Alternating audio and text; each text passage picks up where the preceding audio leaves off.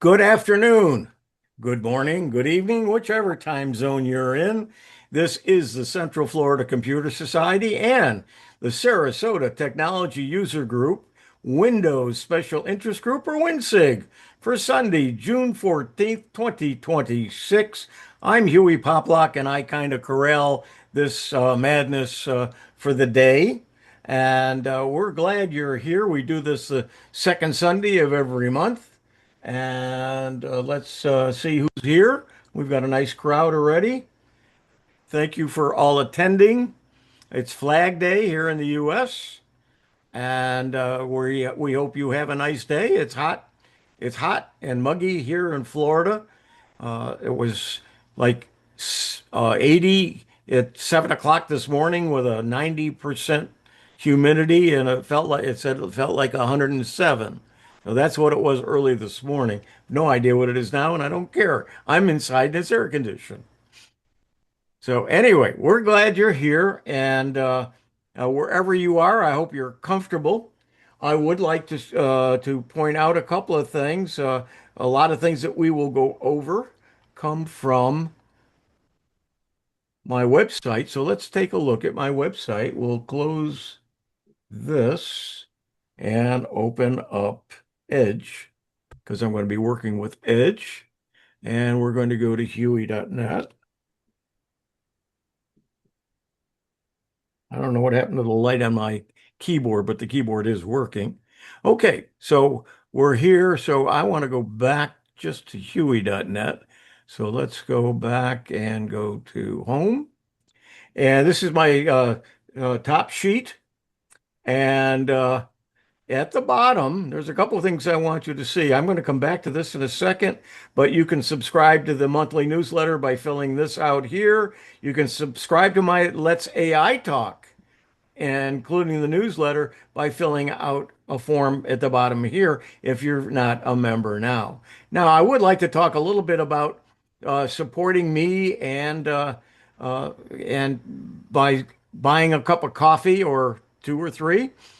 I don't have subscription fees. I don't charge you to come on online, and most of the things I do are open. But I do ask that if you can afford it and feel that you get something out of what we do, uh, I ask that you just donate a cup of coffee at $8 or several cups, however much you want to uh, uh, go ahead and uh, uh, uh, bias.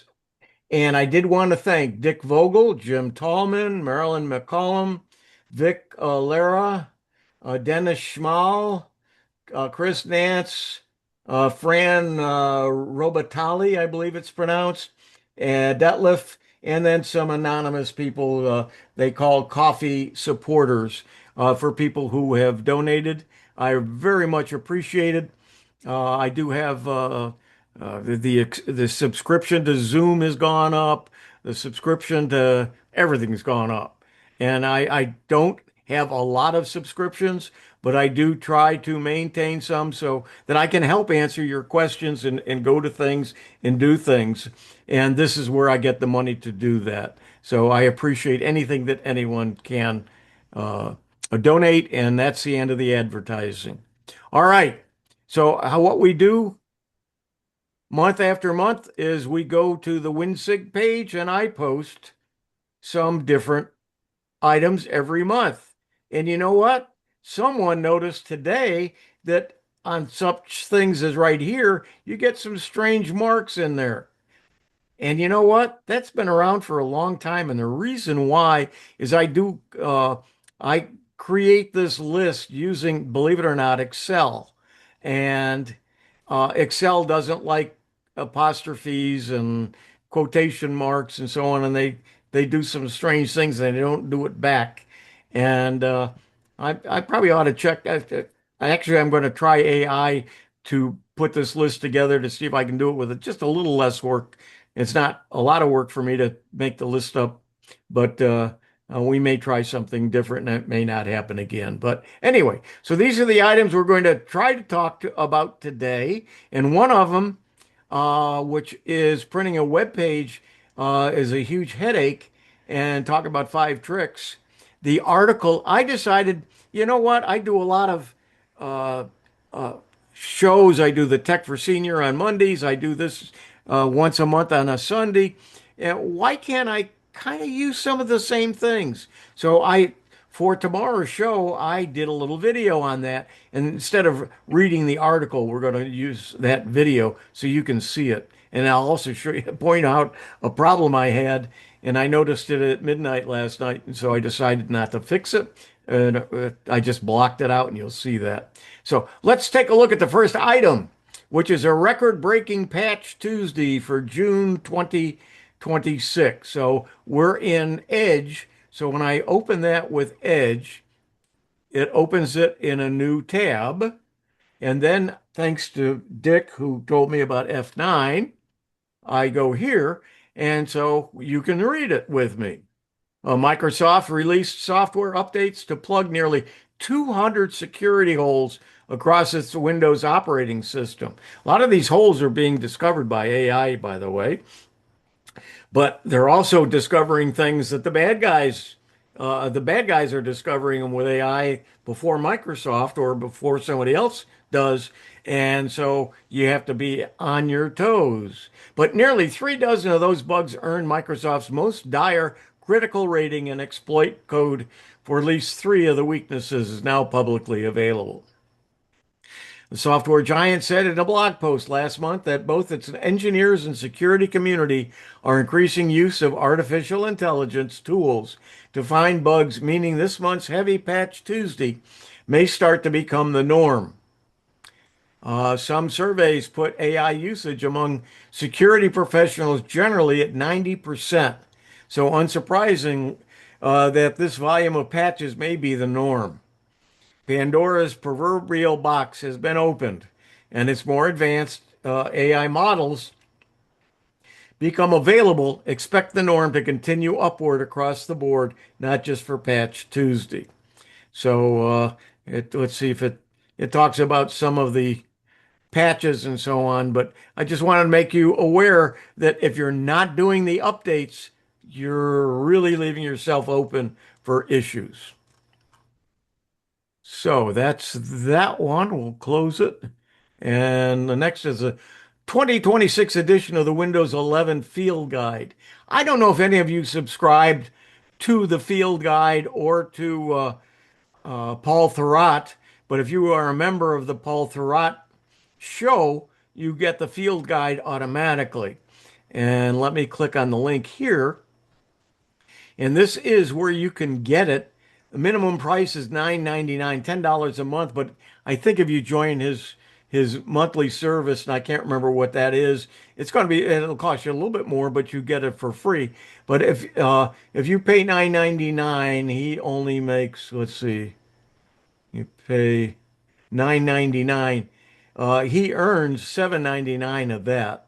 But if you do the suggested plan of $20, uh, pay, well, it's, he earns between 15 and $16. But it's a great uh, book. It is the only real manual, and Paul Thurrott's been doing this for years, so it is up to date and it does give you the information. Share the book, categories, and so on about the authors. It's Rafael Rivera and Paul Thurrott. And uh, please don't steal the book, trademarks and disclaimers. And it's through something called LeanPub. And I've not had a problem. I've been a subscriber to this. There is also a Windows 10 field guide. And in fact, if you do join uh, Paul Thurrott's group, you get both of them. So you can help people for either. And then you can also pay a royalty or get a royalty if you in turn resell it or something for them. But anyway, the Windows 11 Field Guide, and he updates it on a regular basis, and the updates are free. And it is in book form, but it's a PDF. I think it's a PDF and a pub file. Uh, So that is that one. So we'll close that. And the next one is printing a web page is a huge headache. So this is the article, and let me play the video. And let's see.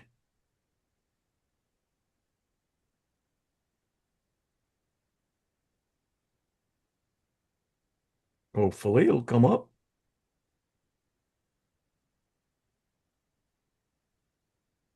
There we go. And let me go ahead and start it. I'm Hewie Poplock. Hopefully, do you hear it? We're going to talk a little bit about some of the things that we do on. Okay, I do not hear it through my headset. It's a little bit low. Can you turn the volume up? Well, let's try and see what happens if I do. Hi, I'm Hewie Poplock. Much better. We're going to talk a little bit about some of the things that we do on the Windows Special Interest Group, or WinSIG, the second Sunday of every month. I post a list of articles that I found during the past month and post them on hewie.net. Then we go through the articles one at a time. Today, in this recording, we're going to take one article and see how I would handle that and see how we normally do it. Normally, how we do it, we just come to, let's say we're going to use this article today, to example. We'll open up the article, which happens to be from PC Mag, and then we go through the article and read and talk about some of the things that are in the article. I'm going to do it a little different for this session. Instead of doing that, I'm going to do some examples of some of the things that we can do for this article. So let's take a look at what we can do to print it. Printing a web page, that's a huge headache. There's 5 different things that we can do. We're going to take them and go through all 5 of them. We'll take a look at doing it with Microsoft's Edge, Google's Chrome, and Firefox. 3 browsers that I have on this Windows computer. If you have a Mac, it's going to be pretty close to what we're showing you. So let's take a look. If you want to print a web page, it is a huge headache, because you would come up normally and go to the little 3 dots up here and tell it, okay, go ahead and print. And what it's going to be, it's going to tell you that it's 23 sheets of paper to print it. And if we look at what it's going to look like, there's going to be a lot of blank spaces. There might be some pictures on there that we don't want, and so on. But it's going to be 23 sheets of paper. If we hadn't noticed that and just told it to start printing, all of a sudden we hear the printer going and just they'd be spitting out pieces of paper. Some web pages are a lot longer than that, and there'll be a lot of pictures, so you're using a lot of ink, and it's not necessary when you want a certain article. So let's see what we might be able to do with that. So we're going to cancel this. Well, before we do, one thing we can do is we can save it out as a PDF. Now, it's not going to make it any smaller, but it is going to make it so that we have a copy of the file of everything is out there. So one of your choices of printers in Windows is save as PDF.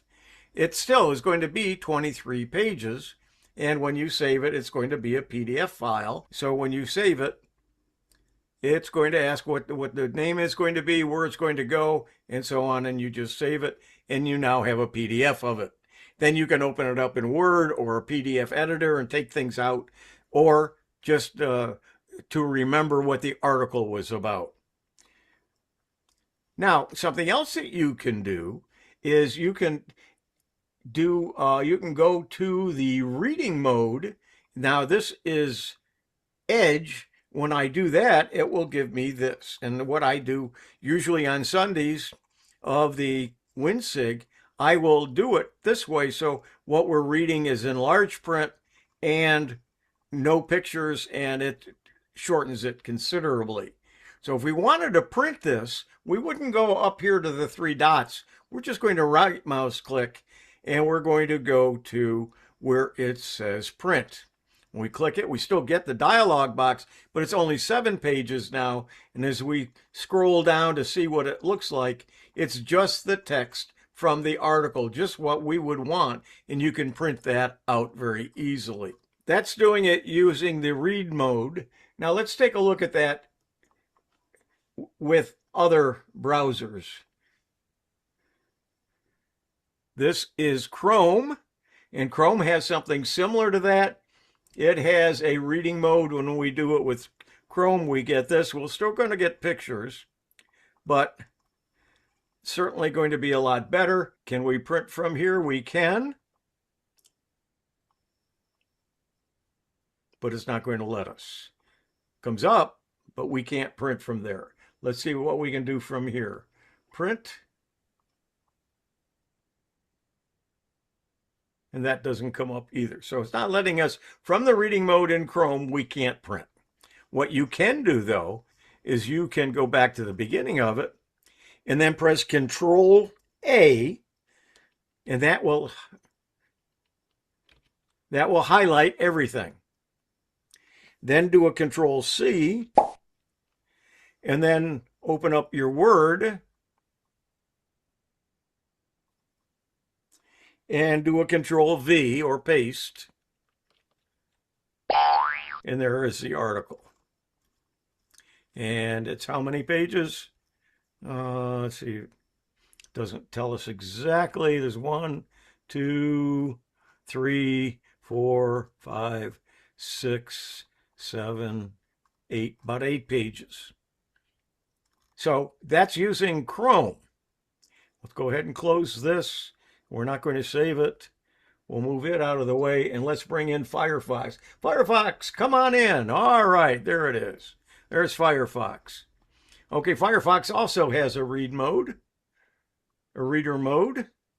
When we click it, oh, we get a video, and we're getting things here. It's not quite as good as the other. Let's see, this is an ad. We can close this. So if we now were in reader mode, let's see that. There it is. Now it's in reader mode.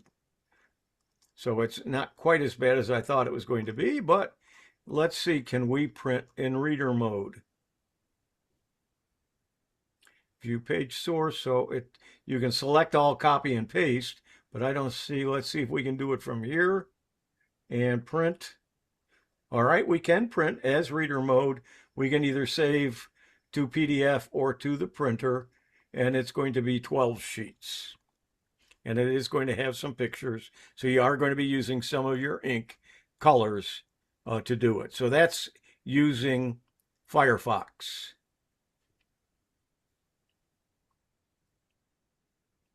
Now, what else can we do? And we are back in Edge.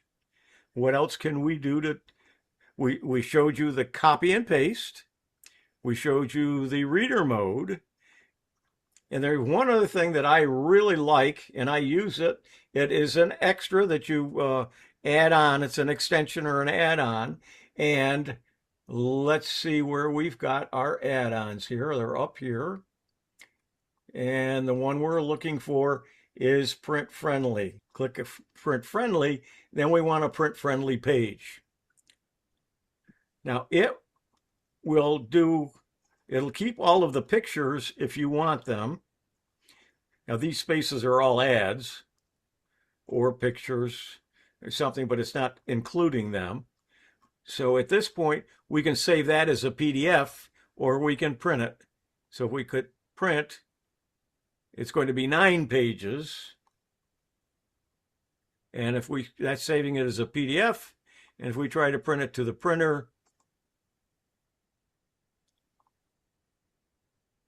it's also going to be 9 pages. So that's using PrintFriendly. But the other thing you can do with PrintFriendly that I really like is, let's cancel this, is one of the choices is save it as a PDF just by clicking here. You need permission. Okay, we're going to say got it. Downloading the PDF file now. I'm going to allow it. And there it is. Let's go out and look at it. Let's go look at it. And there it is. And let's see how many pages it is. Does it tell us? It doesn't look like it tells us.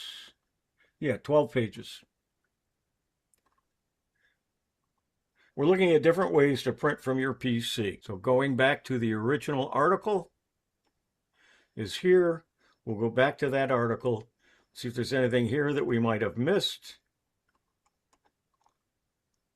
Save as a PDF. We showed you that. Copy and paste. I showed you how to do that. Play with the print settings. That really doesn't make a lot of difference. I don't think that's really something we need to go over here. And then also try an extension, and we looked at the PrintFriendly as one of the extensions. So that's it. And then we'd go on to the next item. Comments? Yeah, there's one I use on Firefox called Print Edit, and it shows you what the page looks like and allows you to move stuff around or take it out and just print what you want. Yep. Okay. Print Victor? edit is what I use too.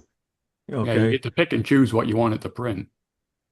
Yeah. And the PrintFriendly one, if you click on a picture, it'll delete it, or any paragraph. It just by clicking on it, it deletes it. You mark what you want.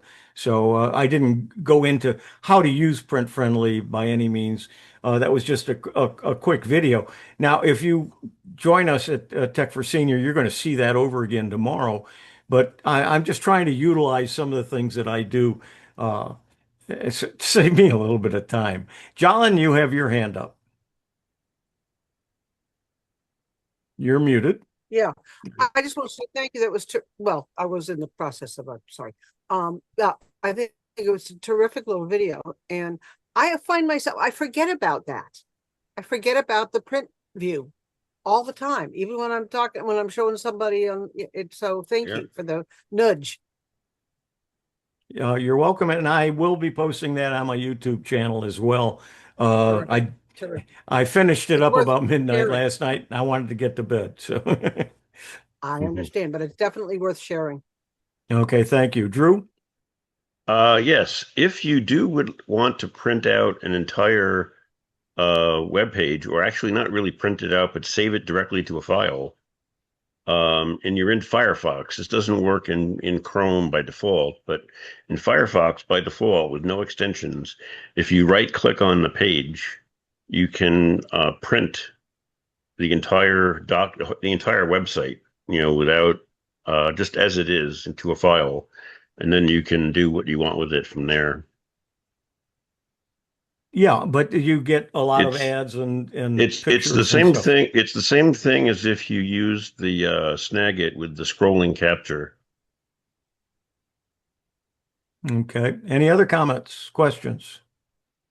Okay, let's get back to our list. But I think I'll do this every once in a while for some of these, because we actually got a lot of information in there without me fumbling around, and it saved some time and effort. So let's go back to share and go back to what I do. I closed it up. I'll come here.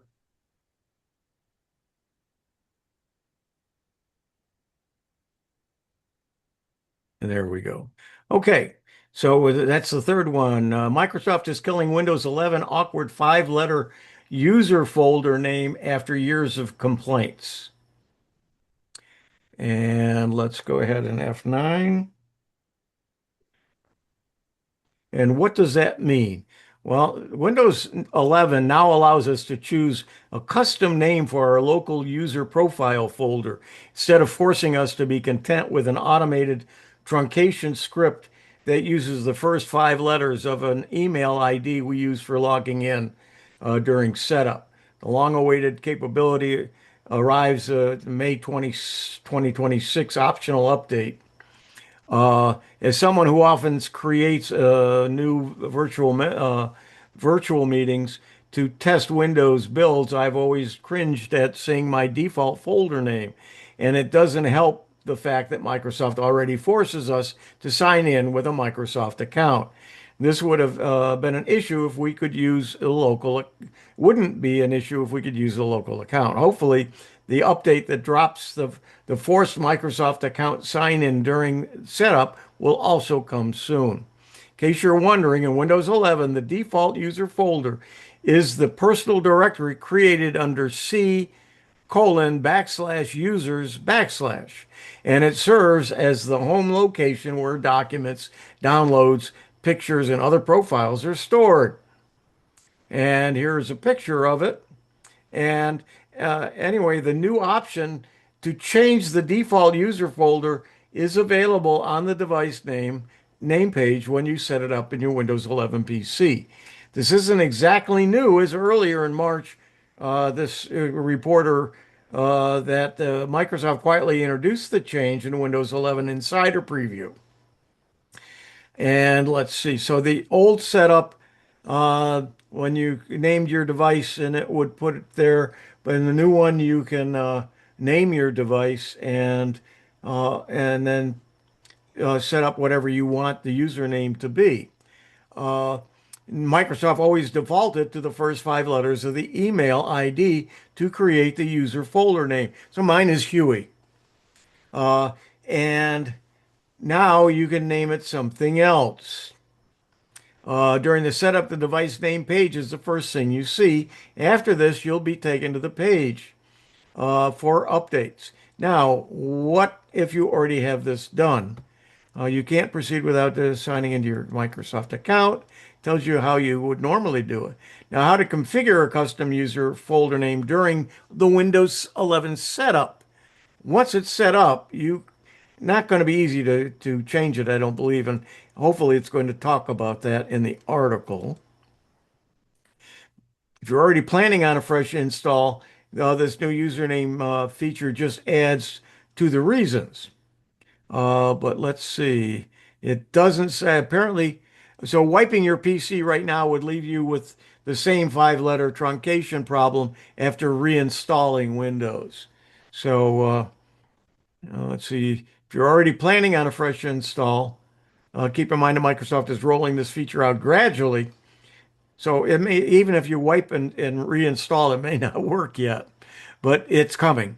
But you're not going to be able to change it from what it is today. So let's go ahead, close that, go back to the WinSIG. Microsoft is bringing 10 new features to Windows 11's taskbar and start menu. Keep reading articles about this, but it's not here yet. And I don't like really a lot of times saying this is coming because sometimes it doesn't. And you want to try it when I talk about it. So hopefully when this does happen, I'll be able to, they'll have an article about it and I'll be able to talk about it. Apart from the old school power users who live in the run command and the modern kind who swear by tools like PowerToys, Command Palette, and Raycast, the start menu, the taskbar are the two most interacted with things in Windows 11. So Microsoft was absolutely at the right mind when they decided to make these more personal. So you're going to be able to both the start menu and the taskbar have faced relentless criticism since they were launched. Let's see if it tells us what it does here. Found a bug.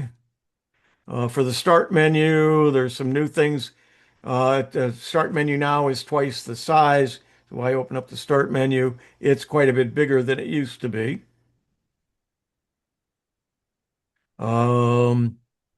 Now, the new features coming to the Windows 11 taskbar. Let's see. Undoubtedly, the ability to move the taskbar. If you remember in earlier versions of Windows, you could take the taskbar and you could drag it over to the right, to the left, or to the top. You can't do that anymore. Uh, it looks like they're going to bring that ability back, which I think is great. There's some times when I'm demonstrating, you can't see the bottom, you can't see my taskbar. And if I had it at the top or on the side, you'd be able to see the items that are there that I'm trying to point out. Um, let's see. When the taskbar sits on the left or right, you can align icons to the top or to the center. When it's on the top, you get left aligned or center icons.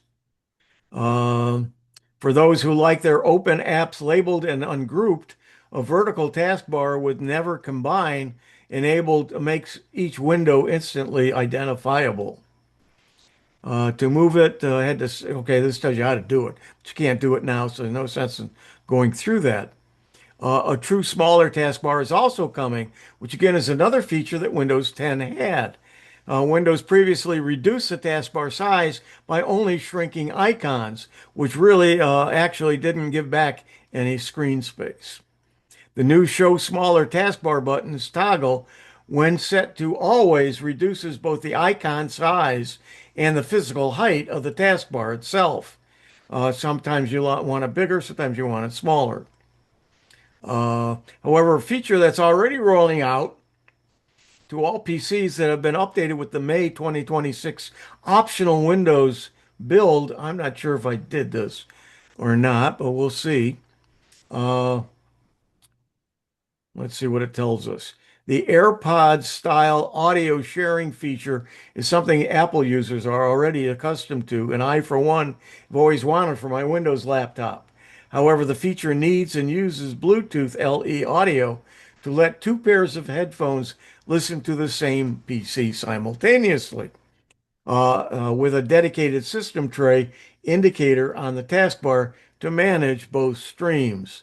So if you're lucky enough, like Jolin has a workspace where she can work with somebody if she's working one-on-one, and there's other people in the room, you can both have headsets on and be able to hear what's going on the computer without bothering other people, is what I'm reading from that.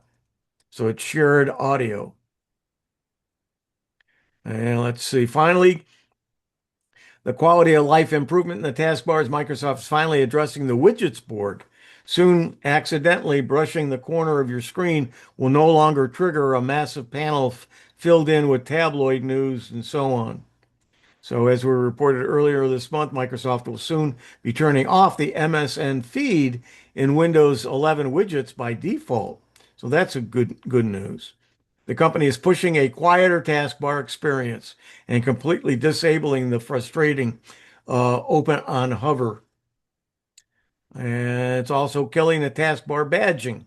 The operating system will no longer display irritating red notification dots or cycle through animated stock market alerts unless you deliberately interact with the board first. Clicking the widgets icon now prioritizes your actual pinned mini apps. You'll be able to see your calendar and so on. Now, here's what it looked like before, and here's what it's going to look like. Forcing the MSN feed to take a back seat proves Microsoft finally willing to sacrifice ad revenue to build an operating system that respects user attention. And what's going to be new? Section level toggles are the most practical addition to the start menu. You'll be able to independently hide or show pinned, recent, and all apps sections. One toggle per section, no buried settings, and so on. Now, this is all on the start menu. And you can hide your name and profile picture on the start. And recommended is being renamed to recent. Customization options in the start menu have reached a point where you can effectively turn off everything. The biggest improvement to the start menu is coming soon. And let's see, is dropping the versioned WinUI 3 name I'm in favor of just WinUI or user interface build on a brand new modular engine. Okay. Okay, so that's that article. Do one more, then we'll open it up for discussion. Let's see, taskbar start menu.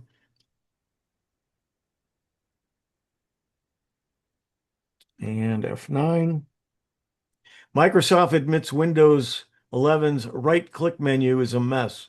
We'll let you customize it after years of complaints. And see what it's going to do. Let's see, Windows context menu was supposed to improve in Windows 10's version, but not only replace the start menu, but also the right-click menu from Windows 10.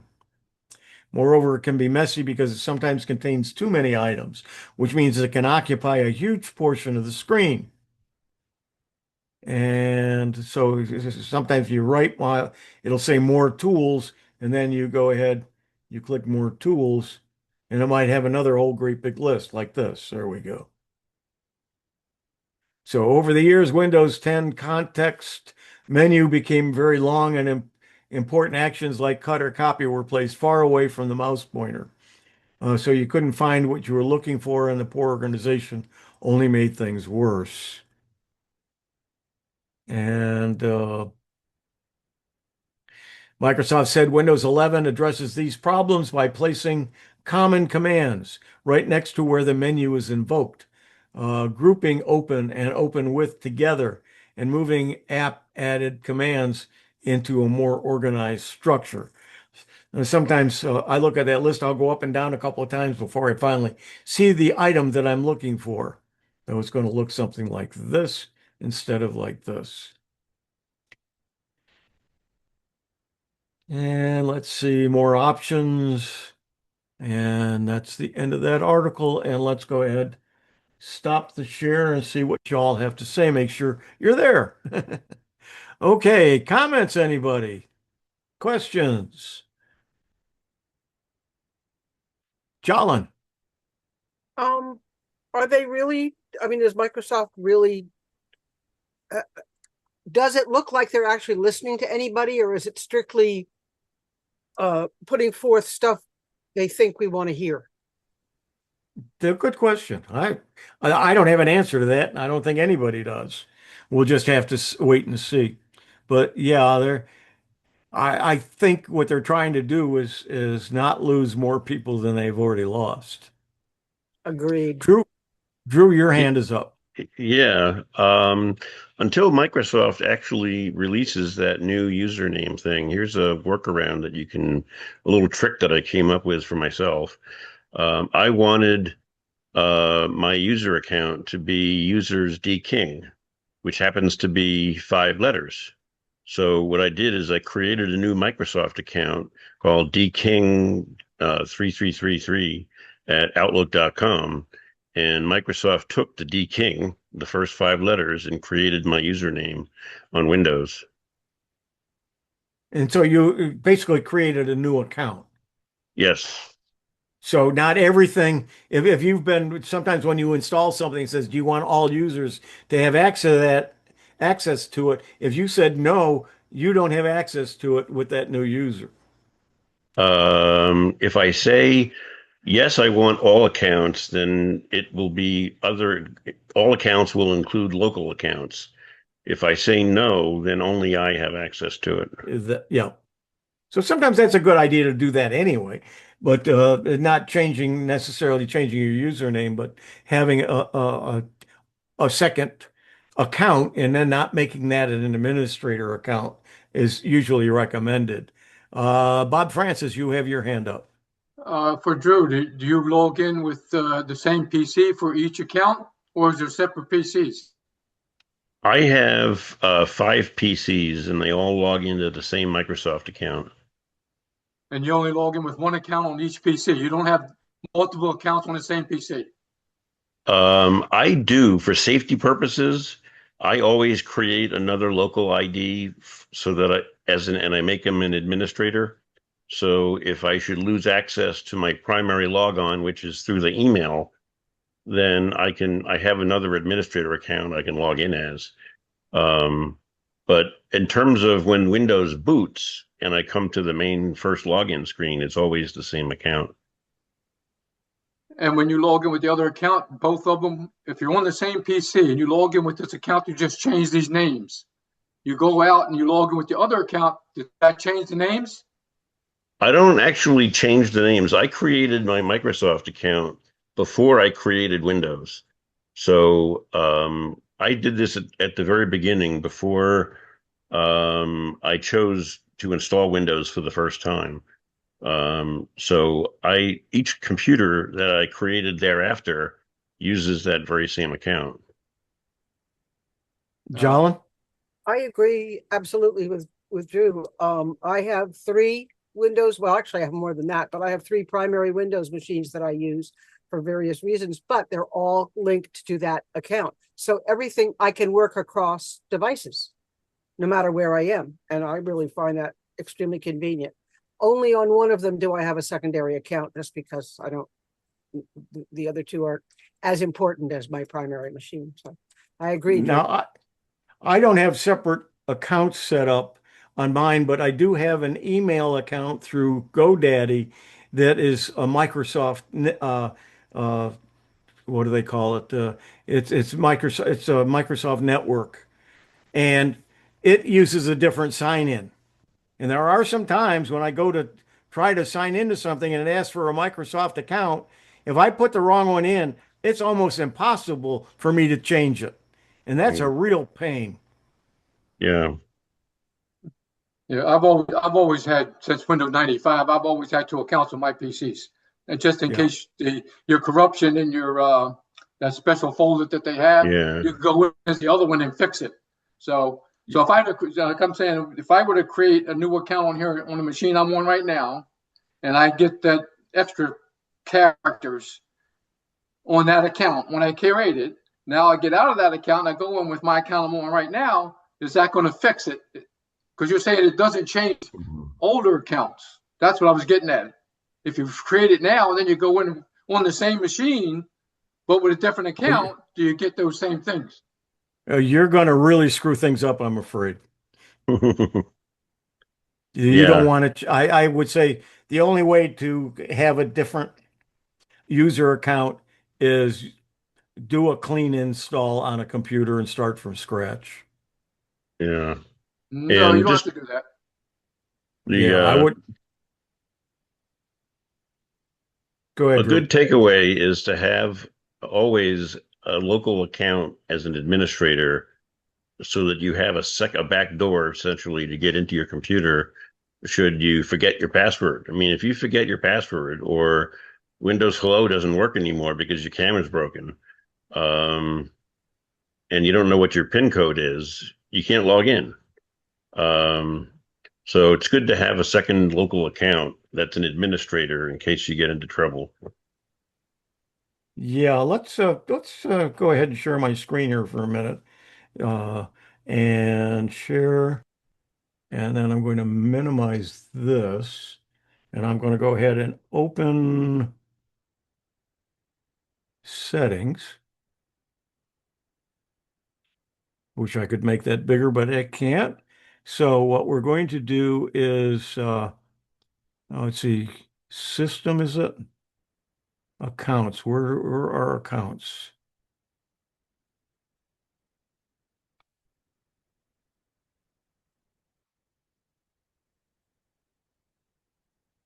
Drew, help me. Where do you go Over to on add left an is accounts, right down, Accounts just down. is it's There we half go, right right there. There we there, go. There, yeah. right there.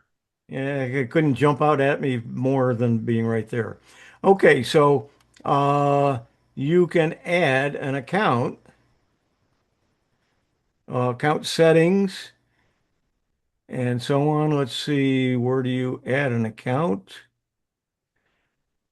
For settings, Other users, device access, accounts. sound access. Go to other users. There you go. I'm going to move this over so my camera's not in the way. So it says add other user, and then you can add an account. And so that's how you add another sign in.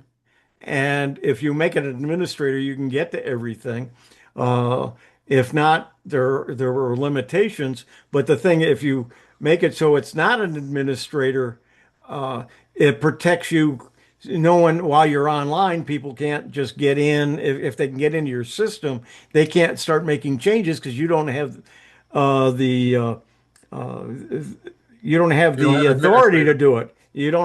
You just don't have the administrator ability to add or install programs. So it's a protection, or you can make it an administrator, and then you have a second account to be able to get into all of your stuff. So there's two different reasons you might want to do that. And to add an account, then how will this person sign in? And then I am not going to go through and create one, but you can go ahead and create a second user. Let me go ahead and stop the share and see.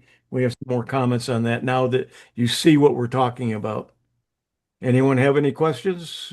Well, that's what people usually do if you have grandkids coming over and they're using your PC, you have them log in as a standard account, so they can't install programs, they can't do anything. Yep. So that's why you would do And, that. and they don't have access to your files either because Exactly. you're not signed in as you. So they can't read your emails or go to your web pages and so that are in your favorites and so on. Okay, any other comments before we go on? Okay, let's share again. Hmm. And bring up this. And so right click we've done. Microsoft is letting you kill Bing in Windows 11 search. So F9. I haven't used Bing in so long. I even forgot it existed when I read this article. So if you're not using Windows Bing, you probably don't even have to worry about it. But Microsoft apparently isn't using it a whole bunch either.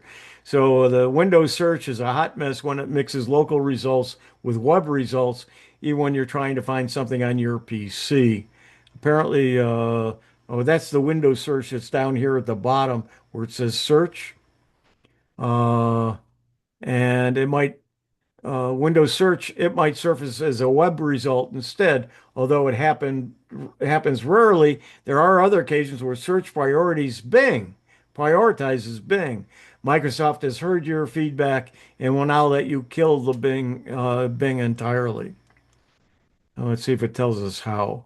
Microsoft recently acknowledged that today's search is far from an ideal experience and that it told us that it prioritizes local results over the web. So when you do the search down here at the bottom, you're going to do it, most likely you want to do it with local. So if we were looking for something with a .pdf,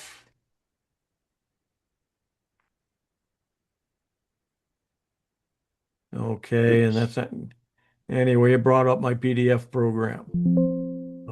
Say no, and we're just going to close it. Okay. Uh, we were able to verify that the changes in the preview builds, and while it's a great improvement, it doesn't mean Bing won't invade your search results.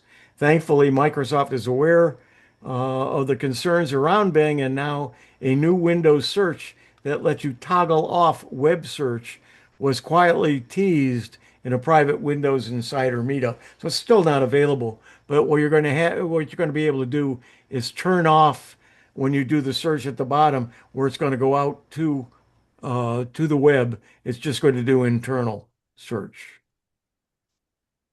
So Windows latest can independently confirm that a local only Windows search is in the works. So that's good. But I use everything for that, which is this. And as soon as you click on it, it's got everything right up to date until 2:19 this morning or this afternoon, which is what time it is right now. So if I want to say, okay, show me all the PDFs,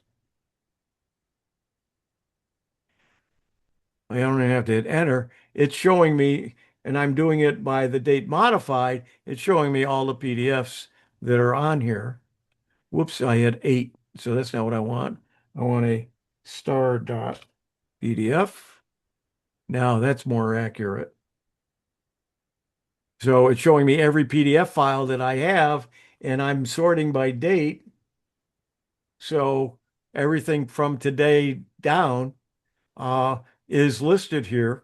And so that's how easy it is to find something you just saved and don't know where it is. Anyway, that's everything. Have you found ways to put extra columns in there Oh, let's see. into everything? Yeah, I believe in the tools options, there are some things that you can have in there, I believe. There's even ways to have external drives listed, but I don't remember. Oh yeah, it does that. Yeah, I tried to do it and I forgot how to do it, so I have to go back and do it again because Oh, hover your mouse next to the word path or name and right click, and then you'll be able to add or remove sections.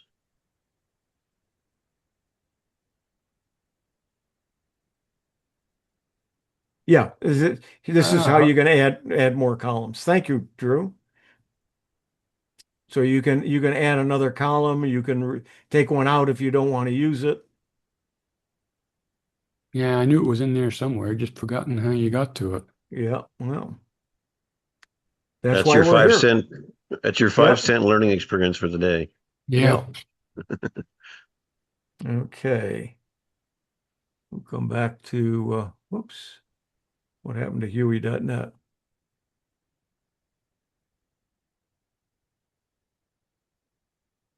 Whoops. Got to look at the keyboard. No, and that's not what I want either.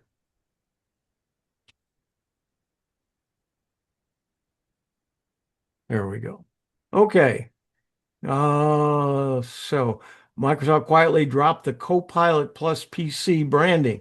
I hope some of you didn't go out and buy a Copilot Plus PC just because Microsoft was touting it, because they uh, they aren't even using the branding anymore. Back in May 24th, Microsoft introduced to the world Copilot Plus PCs with high confidence. The government positioned the platform as the future of Windows computing, built around local AI acceleration, NPUs, and with completely new generation of AI-powered PCs. And the Qualcomm Snapdragon X Elite chips became the launch platform. For a while, it felt like Microsoft was preparing a full-scale reset of Windows set around AI. Fast forward 2 years, and Microsoft announced that the new Surface Laptop Ultra, powered by NVIDIA's RTX Spark platform. Yet during the reveal, the company never mentioned Copilot Plus PC branding at all. So the Surface Laptop Ultra, which is not cheap, is positioned entirely around the RTX Spark, local AI compute, developer workflows, and on-device AI acceleration instead of Microsoft's own Copilot Plus identity. And I think I saw some pricing of the Surface at $3,500 to $4,000. Yeesh. Considering Surface Laptop Ultra being the most powerful AI-focused Windows laptop Microsoft has ever built, the absence of Copilot feels extremely intentional. Needless to say, the widely designed Surface RTX Spark Dev Box also lacks any Copilot Plus badge. So if you've got one of those, it's just another computer a powerful computer at this point. And then Microsoft spent 2025 forcing Copilot into everything, and now they're backing it all out and not including it. And this laptop Ultra avoids Copilot Plus branding entirely.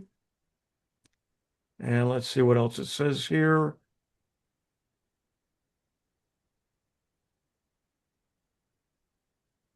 So why avoid the branding publicly? Most likely explanation is NVIDIA. RTX Spark is an NVIDIA owned own AI platform identity, and NVIDIA clearly wants developers, creators, and enterprise customers to associate local AI acceleration with RTX branding instead of Microsoft Copilot branding. So, Shame they couldn't have done that with their drivers too. yeah. Because at the end of the day, none of the AI branding matters if Windows itself still feels sluggish. Even budget Windows laptops would benefit more from a lighter, faster, more responsive operating system than from another AI badge on the box. Getting the branding right matters far less than getting the OS right. And for a lot of this, if you the whole idea of having that powerful of a computer is uh, to do localized AI and not using the cloud. Now, what does that entail? Well, a lot of things. One is if you want to use your own information, your own doc files, your own PDF files, your own Word documents, and so on your computer, you want to use them in your AI searches and so on, then you would do it locally instead of in the cloud because a lot of the information that's contained in those you don't want up in the cloud. It's your personal information. And so by doing it locally, most of us aren't going to ever require that. I don't think. At least that's my opinion. I am not worrying about being able to do a lot of the AI locally. And they're finding ways now to make it easier for us to do it. So if you've got a pretty powerful a video card, in most cases, you're going to be able to do some of the things anyway. Comments from anybody? Drew, anything? I don't have anything. Okay, any comments about AI and doing it locally? Is anyone doing AI locally? Well, it's what the Notebook LM does. Kind of, yeah. I'm not sure if it's doing a lot of it locally or all of it. No, you It's can not doing it force it. all You can locally. force it to do it Okay, locally. okay. And have you had any problems doing it on your computer? No, So, and you don't have an AI specific computer, correct? that's right. You've got one that's powerful, I'm sure, but not AI specific. So a lot of what they're feeding us is for big corporations, not for us. Any other comments? All right, how are we doing in Yeah, time? chances are to use that one, you would need access to a pretty big database, which you're not going to carry around in a laptop. Yeah. But some of the stuff is going out and getting that and adding it to somehow because there are Well, some yeah, things you'd use a VPN to yeah, to your company's network.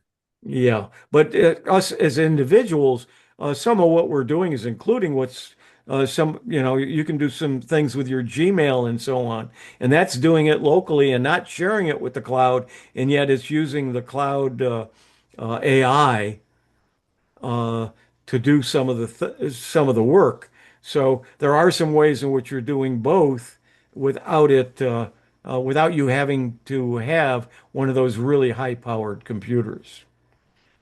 John, any comments on that? Have you talked about that with your group or anybody asked questions about it or? Not really. However, we have just initiated because we have this marvelous group of volunteers and a lot of time we spend taking down what we helped people with. We are forming an AI exploration group of the volunteers and possibly some members and we're going to investigate how to create bots or agents that will help us serve our membership better. I'm looking forward to that. I said yes immediately because I want to learn more because I don't quite understand bots and agents yet. I'm So, in I'm in that same boat, and I'm trying to figure out how I would use an agent. And exactly. please feel free to share any of that with me, I will. I will. and let them know about the Let's Talk AI group as I well. will definitely. I'll stick it in our newsletter.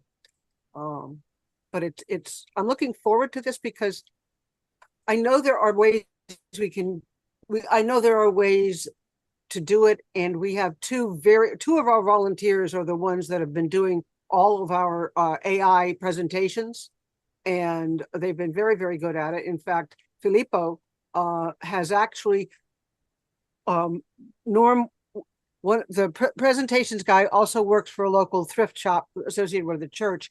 And Filippo has created an agent to help them price the donations that come in to put proper pricing on the items that are being sold. So he did it with AI. And I don't know enough about that, but it sure did spark my interest. So I will Yeah. keep you guys in the loop. Yeah, I think what we need is things that uh, you have to have a reason to try to learn some of these things.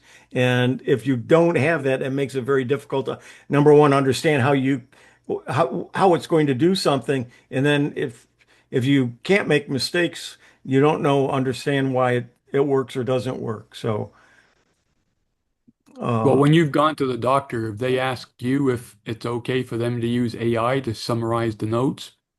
I have heard of that, yes. Yeah, they did for me. I said, yeah, fine. Okay. I haven't We run got a into few. that yet, but I don't know if, no, it's okay. Go ahead. Go ahead. We got more to do. Okay, let's go back to here. And okay, so we're done with that article. And top 25 AI powered browsers. Basically, what I gleaned from this, F9, what I gleaned from this is the browsers that are AI based pretty much are useless. People aren't using them. The Chat GPT Atlas, I understand, is either gone away or going away. Uh, and and I think it's the Dia browser one. Yeah, it's only the Mac OS. Uh, and I think the Perplexity Comet some people are using, but uh, if you read this article, it might give you some ideas whether you want to take a look at any. I was going to, but as I looked through the article, I basically said, no, I think I'm better off just leaving well enough alone and using the standard browsers for now. I don't think there's enough in there that would make me want to change. And the Arc browser, I think, has gone away or is going away. I just saw something on that in the last couple of days. Google Chrome Gemini AI. Gemini, of course, I use. So I am not sure about a Gemini AI browser. I'm just using the Google Chrome. I do like the fact that no matter what I'm using, whether it be right now I'm in Edge, so I would use the Copilot and I just open it and I get a window here and I can say, and it's usually I can ask questions about what's on the screen, and I can do that using the Gemini, the Google Chrome browser. And when I click on it, it's going to bring up Gemini, and I can ask it questions about what's on the screen. And I use that probably more than I thought I would. So if I was in chat, and let's see, that's Facebook, but um, let's go to a page here. Um, let's see. We'll go to this.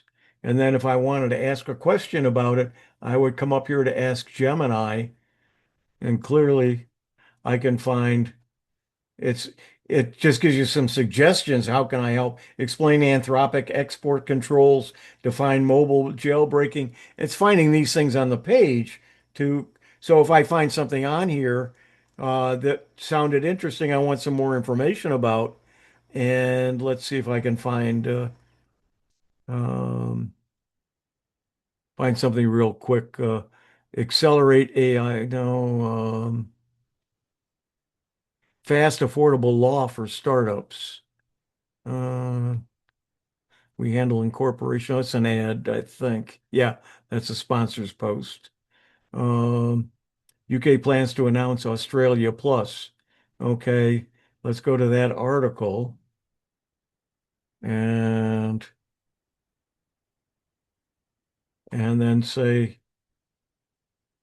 here it automatically changed the questions to explain the proposed 8:30 scrolling curfew, list platforms identified for the new ban, detail age requirements, and let's say if I do this,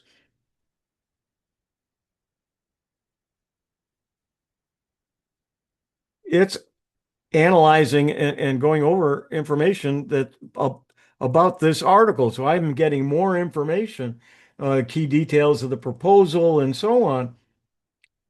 And then I can also then go from there and ask more about it, and then ask any question about the tab. So you can do this with any of the browsers using basically, uh, I think if you use uh, the AI it's associated with that, I think you're better off. But I could also use Copilot for this if I needed to. But I like the fact I can just click on Ask Gemini, and there's everything about what I'm looking at.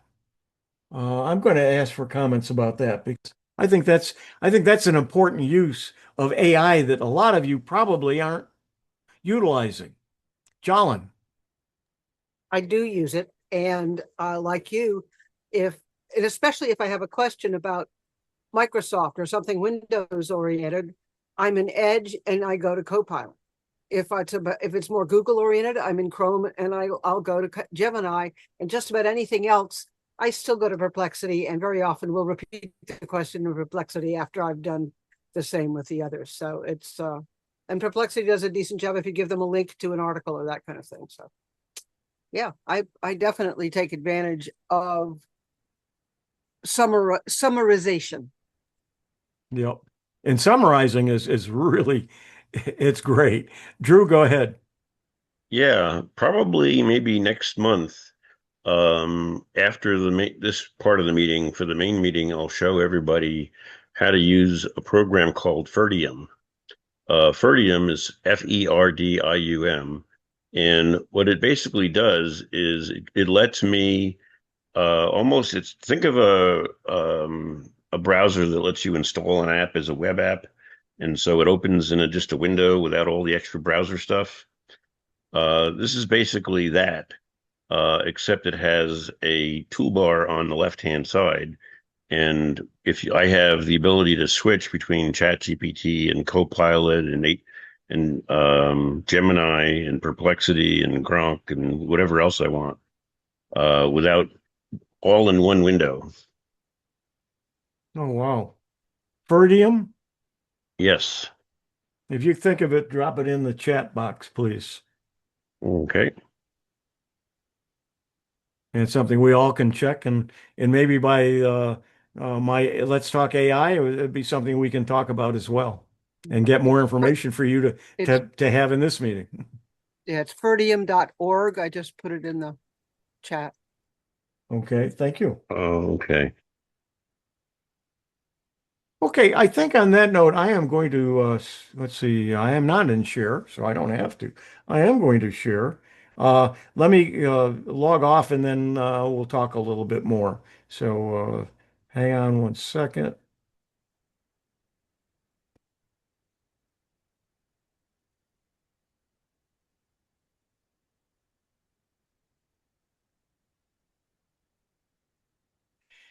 This has been the Sarasota Technology User Group and Central Florida Computer Society Windows Special Interest Group for June 14th, 2026. We meet the second Sunday of every month. Hope to see you next month. I'm Hewie Poplock. Okay, so let's go ahead, stop the share, and come back. All right, some final comments. Um, I I kind of enjoyed putting that video together. It was a lot of work, and I don't know if you noticed or not, but I had the timer on the screen and I blocked it out, so there were some things that were blocked out in it at the beginning. And when I finished the whole thing, I did the whole thing cold. And when I finished, I said, "This is good enough to leave." And then I saw that, and I said, "I am not doing it over again." So. So I left it at that. I didn't think it was a huge deal. It's not something I'm trying to make money on or anything. Uh, and so I think every once in a while I'll do something like that so I can reuse it for the Monday show or for just for my own use if I need to. But I'll take one of the articles that I can quickly go through a lot of things without that. If we had done that live, it would have taken most of the hour. Okay, any other final comments, questions about anything to do with Windows, with anything to do with anything? Kathleen, nice to see you. Nice and warm in New York City. I saw your posting and the comments. Nice to see you here. Likewise, always good to hear you. I always learn something. So thank you, Huey. Yeah, I always learn something putting it together. Thank you. Go ahead. You had something more? Okay. Okay. There was a call I need to take, but it went away very quickly. All right. So with that, I am going to say thank you, everybody. See you next month for this show. See you Monday at Tech for Senior, and see you on the fourth Friday at Let's Talk AI. Toodles. Yeah. Bye, everybody.